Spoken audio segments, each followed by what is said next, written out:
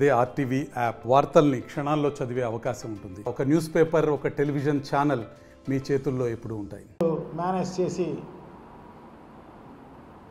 వచ్చిన ప్రభుత్వం కాబట్టి ఉన్నన్నాళ్ళు దోచుకునే కార్యక్రమం చేస్తామని చెప్పి పైన నుంచి కింది వరకు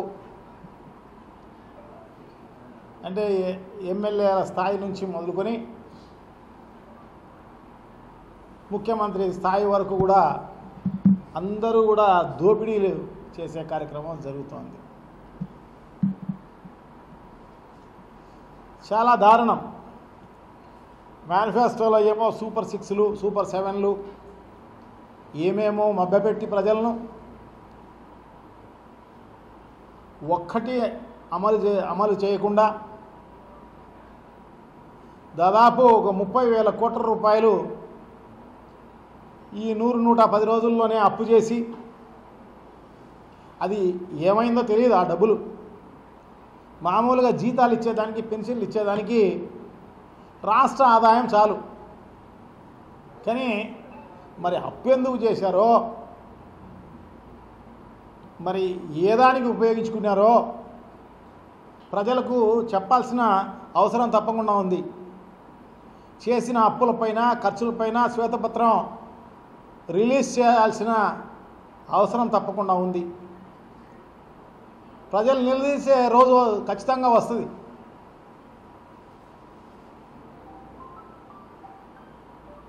చాలా దారుణం. దీన్ని కప్పిపుచ్చుకునే దానికోసం ఏంటేంటో డైవర్షన్ పాలిటిక్స్ చేసుకుంటూ చేస్తున్న పరిస్థితి అంతా కూడా ప్రజలకు బాగా తెలుసు.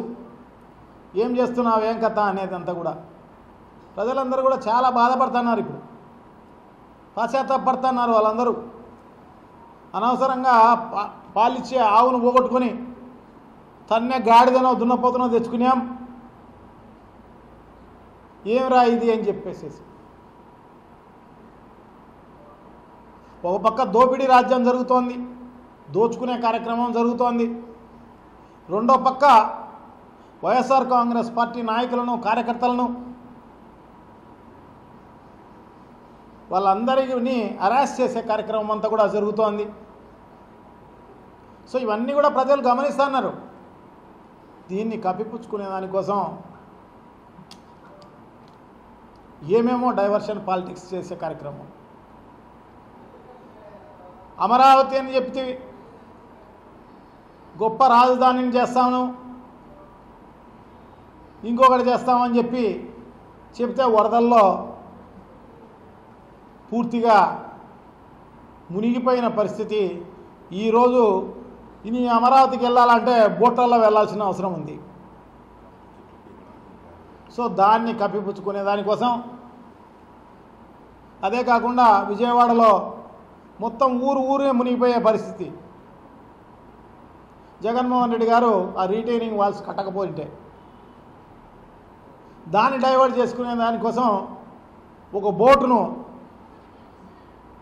అది కాకతాళీయంగా జరిగిందో మరి ఎలా జరిగిందో కానీ మొత్తం పైన అది కూడా జగన్మోహన్ రెడ్డి గారు ఆ బోటు వచ్చి ప్రకాశం బ్యారేజ్ను గుద్ది, సో దానివల్ల ప్రకాశం బ్యారేజ్ అంతా కూలిపోయే పరిస్థితికి రావాలి అని జగన్మోహన్ రెడ్డి గారు భావించి ఈ రకంగా చేసినారు అని చెప్పేసి అదొక తప్పుడు ప్రచారం. అది వారం 10 రోజుల్లోనే ఆ ఎక్స్పర్ట్. మరిన్ని వీడియోస్ కోసం ఛానల్ ని సబ్స్క్రైబ్ చేయండి. లేటెస్ట్ అప్డేట్స్ కోసం వాట్సాప్ ఛానల్ ని ఫాలో చేయండి. అండ్ లింక్ డిస్క్రిప్షన్ లో ఉంది.